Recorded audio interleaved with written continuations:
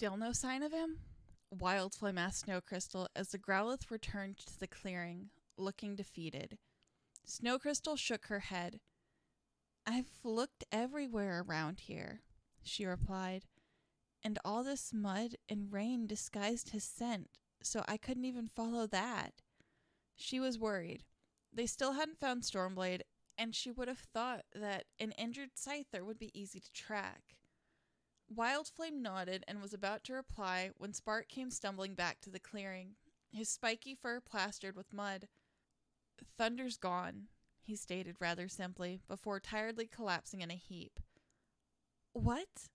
Cried Snowcrystal, running over to him. I thought you knew where she was. I did, Spark mumbled, lifting his head. I knew where she was. I don't know anymore. He then lay his head down again. We'll have to find both of them now, Snowcrystal cried, running ahead. Follow me, Spark. Show me where you last saw her. Bang. Snowcrystal stopped in her tracks, frozen in place by the sound of the gunshot, as she and the others looked around fearfully. Poachers, Wildflame growled. We need to get going. I bet there are poachers and traps everywhere. We're not leaving without Stormblade and Thunder, Snowcrystal cried. What if the poachers are attacking them? Without waiting for a reply, she sprinted off towards the sound. No! Wildflame shouted, quickly intercepting her. Do you want to get shot? Seeing Snowcrystal's panicked expression, she sighed. Look, you would only get yourself killed. I'll go check it out. I can hide better than you can. You two stay here, and I mean it. Before Snowcrystal could object, Wildflame had run off. It did not take Wildflame long to reach the area where the gun had fired. Sneaking ever so cautiously and using whatever cover she could find, the Houndoom managed to get close enough to see two humans clearly. Both were holding guns, but there were no signs of any Scyther, and in the slowly brightening dawn, they would have been easy to spot. Wildflame relaxed a bit. Thunder and Stormblade were not there. As she peered closer, she noticed that one of the humans was holding a limp body of a sparrow. Figuring that the sparrow was what the humans must have shot, she quietly turned around and headed back, careful not to make any unnecessary noise. However, as she walked back towards the others, she couldn't get the image of the poachers out of her mind. They had guns, and it terrified her. She wanted to get away from this poacher trap-ridden place. Far away. But they would never be able to leave until the two Scyther were found. And even then, it would be slow going with Stormblade in tow. They were very lucky, she realized, to not have been captured yet. But that luck wouldn't last long. The only relatively safe place anywhere near the area was the human city. And that was, in a way, almost as dangerous as the poachers. She wanted to get moving as fast as possible, far away from the human threats, where Snowcrystal could then possibly lead her to finding a clue about Articuno. Articuno, Wildflame thought, a plan beginning to form in her mind. Blazefang had almost seemed like he'd wanted to get rid of her and made her stay in Snowcrystal's little group. But what if she somehow managed to find Articuno first? She'd go straight to Fire Dash and receive her reward, maybe even a higher ranking position within the tribe, while Blazefang either wandered aimlessly across unknown lands ruling his little pack, or simply came in second place. It seemed possible, after all. The Growlithe tribe did know a bit more about Articuno than the Houndour tribe did. Maybe Snowcrystal actually did have some sort of clue she wasn't telling anyone about. And after all, Blazefang had no idea of where he was leading the pack. If anything, he was just as lost as they were. Speeding up now that she was out of both sight and hearing range of the poachers, Wildflame raced eagerly back towards Snowcrystal and Spark. She would somehow find a way to reach Articuno before Blazefang did, and reap the rewards herself. Blazefang didn't deserve them. The biggest obstacle to her plan at the moment, Stormblade. She knew they'd be lucky to get half a mile in a whole day if they moved at his pace. And of course, there was still the threat of humans. They could be caught easily, and what if Stormblade and Thunder had already been caught while everyone was looking for them? She narrowed her eyes, trying to imagine what Snowcrystal would do. She and Spark would set off to go free them before they could be taken away. Or if they had, they might try and find them anyway and end up getting themselves caught. Then Wildflame's chance of finding out if the growlithe knew anything about Articuno would be completely ruined. She started to pace slower, still thinking, well, what if they haven't been captured? What if... She stopped and finished out loud. What if they've been shot? And suddenly another idea formed in her mind. Snowcrystal and Spark both heard the gunshot, but they didn't know it had been a Spearow that the humans had shot. What if she didn't tell them that? What if she told them it had been Stormblade or Thunder? With this new idea in mind, Wildflame ran off again, feeling that their traveling problems might just have been solved. With Thunder and Stormblade no longer in the picture, everything would go much faster. Stormblade looked up anxiously as Wildflame bounded back into the rocky clearing. Spark sat up, looking just as worried. The look on Wildflame's face only served to make them even more concerned. Wildflame, what happened? Snowcrystal asked. The Houndoom turned as if to walk away. Wildflame stopped and didn't answer, her head held low. She was breathing hard. They figured she must have run a long way. Did you find them? Spark asked uncertainly. Yes, Wildflame replied. But she stopped for a moment, looking up at Spark and Snowcrystal, whose expressions turned from hopeful to panicked. And then, for some reason she couldn't explain, she couldn't bring herself to lie to them about the two Scyther being dead. Captured, she thought. I'll just say they were captured, and far away by now. Looking back up at the others, she continued. Poachers have captured them. Their machine drove away just as I arrived. I couldn't chase after them. They had guns, but I don't think they actually managed to shoot Thunder or Stormblade, but they're probably already miles away. And what's worse, there are other poachers heading this way. We have to leave as soon as possible. She waited a moment, unsure of how Spark or Snowcrystal would react. For a moment, the two just stood silently. Then Spark whispered in a confused voice, They got captured? But how? Wasn't there anything you could have done? No, Wildflame replied, shaking her head. I was too late. But how could you just... Spark shouted, but Wildflame interrupted him. You said so yourself, Spark, the Houndoom whispered quietly. When poachers capture a Pokemon, there's nothing you can do but move on. And if we don't leave now, they'll get us too. Do you think Stormblade would want that? Spark was silent again, while Snowcrystal just looked horrified, unsure if she could believe it at all. After a moment, the Jolteon shook his head. No, he answered.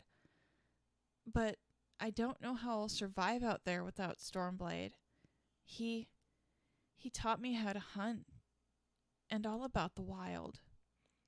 You still have us, Wildflame told him, trying to sound comforting.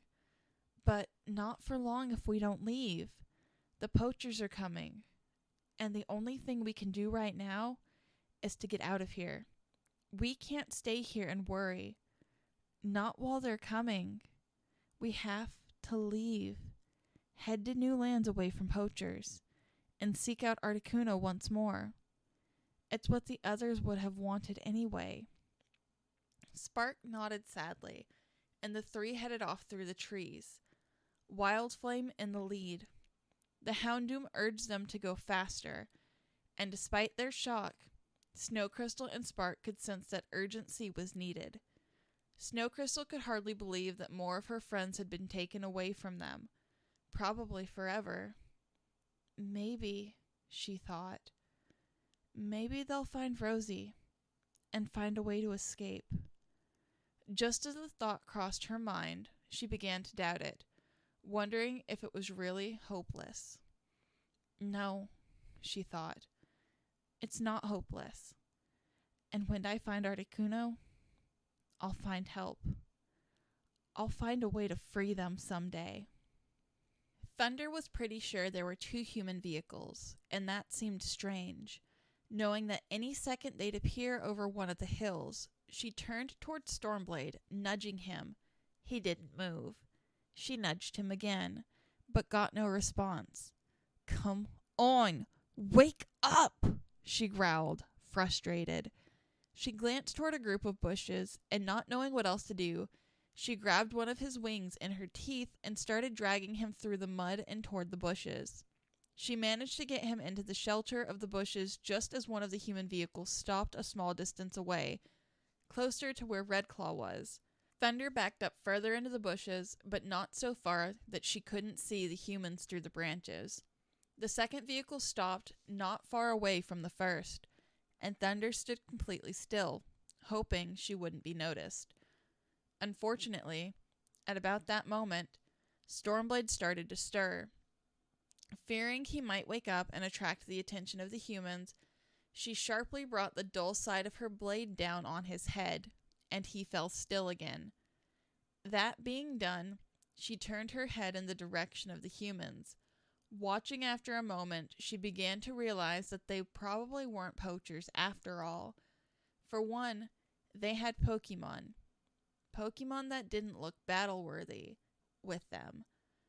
Thunder was mildly surprised to see that these Pokemon were growlithe, and there were about 4 or 5 of them. They looked healthy and well-fed, so she figured they must either be pets or had been recently captured. Another Pokemon appeared, and Thunder was surprised to recognize Sid, and not just Sid, but his trainer as well. Thunder stared at them in surprise. What was the human she and Wildflame had to fight off earlier doing here? To her surprise, Katie ran right up to Redclaw, kneeling beside the fallen Arcanine. Thunder was just barely close enough to hear her words. "The poachers must have heard us coming," she cried to the others. "And it seemed like they've hurt yet another Pokemon." Another human stepped up to the girl, and though Thunder wasn't sure, she thought he might belong to the police. The police were a group of humans Master had dealings with sometimes, to turn in what he considered petty criminals. She wasn't entirely sure what that meant. Needless to say, she wasn't about to trust anyone, Pokemon or human, that had any connection with Master. The police human turned to another and shouted, "I'll take some of the Growlithe and see if we can track them down, and I'll send one of them back if we find anything." One of the Growlithe barked eagerly. Thunder only caught a few of his words, and he and 3 other Growlithe raced off in search of Master or the poachers. By now, one of the other humans was examining Redclaw, particularly his collar. "This one was probably caught by the poachers a long time ago, then escaped," she was saying. "He's alive, but just barely. By the looks of this collar, it must have been a very powerful shock that did this. I suppose the one who owned him decided he was worthless." She gave the Arcanine a sad look and turned to the last remaining police officer. "We need to get him to the Pokemon Center." Still confused and unsure about what was going on, and surprised that Redclaw was still alive, Thunder didn't know whether to run and help the Arcanine or stay put. Looking at the Growlithe, she decided to stay put, knowing they'd be able to take her down very quickly if she had no way of surprising them. She had used up almost all of her strength. "We can't leave yet, though," Katie was saying, which brought Thunder's attention back to her and the other humans rather than Redclaw. We still haven't found that Scyther. The one the poachers must have attacked. He couldn't have gotten far from the rock cave, but we didn't have much time to look. But we heard the battle going on, the police officer replied. We had to come straight here. But for now, Nurse Joy is right. We have to take this Arcanine back to the city. Thunder saw Sid's trainer nodding understandingly, then focusing her attention on trying to keep her Apon from running off as the other humans prepared to leave. They were carefully working together to lift Redclaw into the back of one of their vehicles. Thunder wasn't quite sure what to do. The humans sounded concerned for Redclaw, but she assumed they must have had their reasons to do so. Maybe they would wait for him to recover and then force him to fight for them. A human wouldn't just suddenly decide to go out of their way to help a wild Pokemon. As Thunder watched the remaining Growlithe run towards the other human machine, she saw one of them stop. He lifted his nose to the air a few times and sniffed, before shouting to the humans in Poketalk, "There's something over here!" He started running, right in Thunder's direction. Thunder backed away, realizing that they had just been discovered. Sid's trainer and one of the other humans, the police officer, got out of the machine and started following the Growlithe, who was now quickly nearing her hiding place. Well, the Scyther muttered bitterly, mentally preparing herself for another battle. Here we go again. Just as the Growlithe was close enough, Thunder sprang from the bushes, taking the canine Pokemon completely by surprise and knocking him clear off his feet. The Growlithe then stood up shakily, a large but shallow cut across his fluffy white chest. Katie screamed. Thunder's sudden appearance had taken her by surprise. The police officer's Growlithe opened his mouth to fire a flamethrower, but at a shout from his trainer, stopped and dodged Thunder's next attack instead. As Thunder turned towards him, she caught movement out of the corner of her eye and turned briefly to see another human holding a strange type of gun.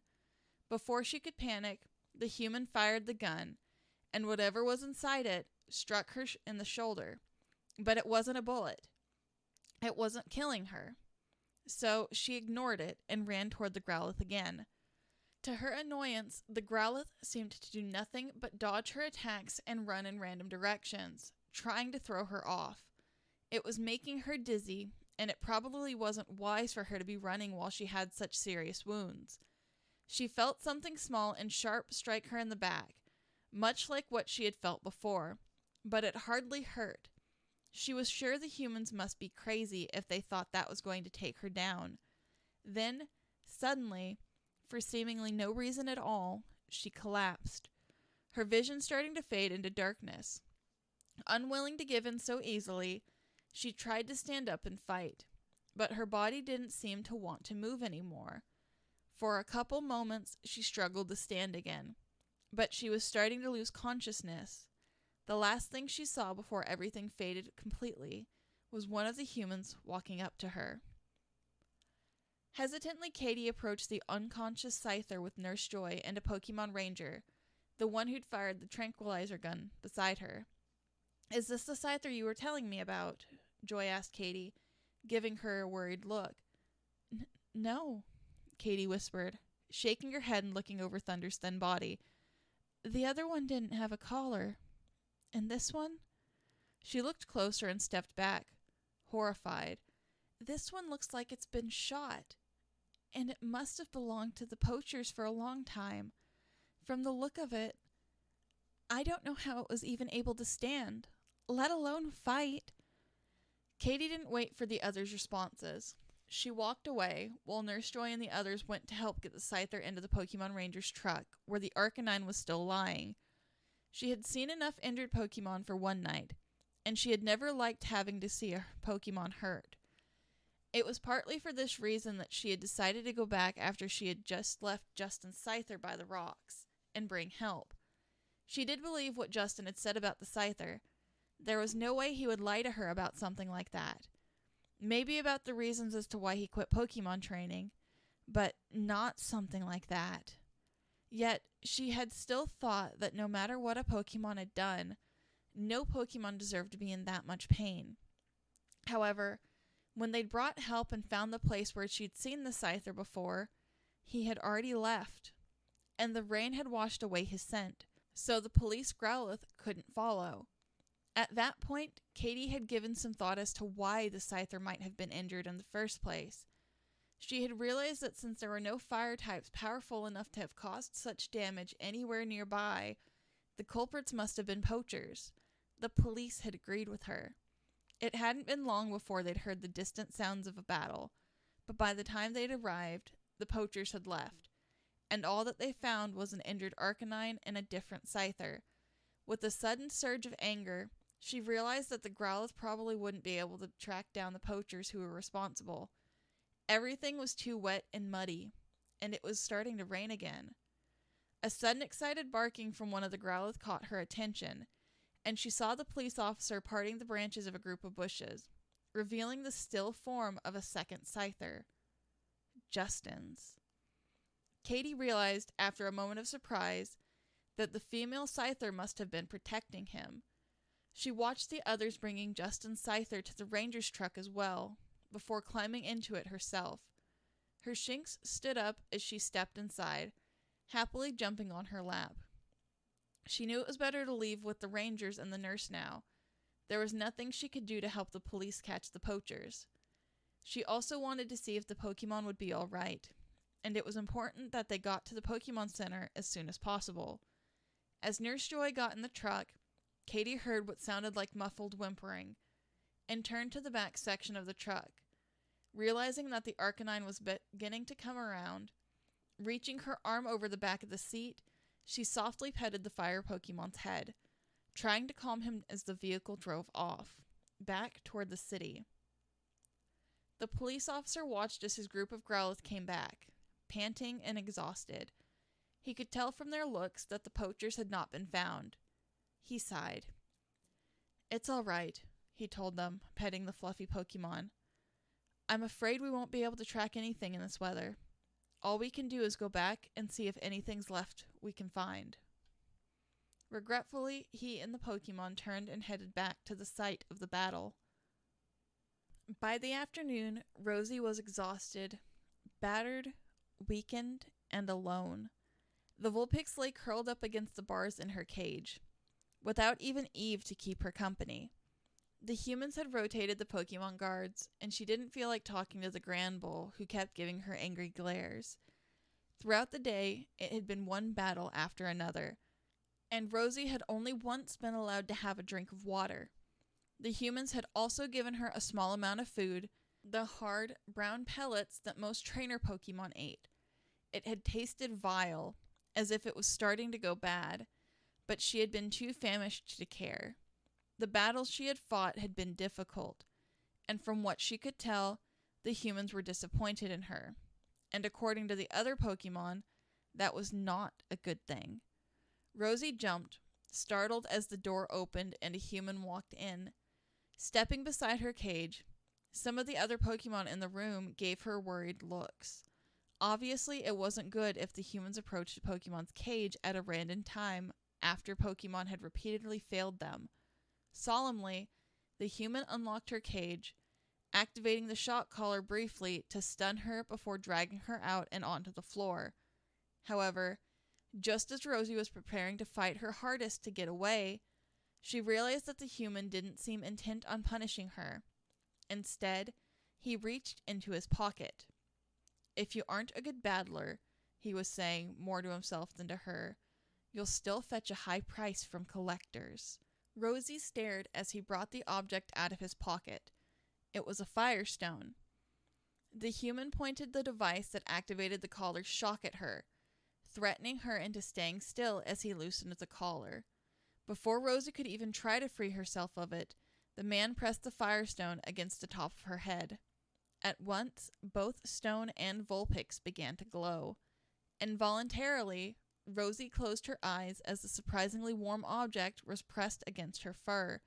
She felt a sudden, odd sensation, and with a flicker of excitement, despite her current situation, she realized she was evolving. The strange sensation grew stronger, and she could feel her tails lengthening, and 3 more like them growing in place.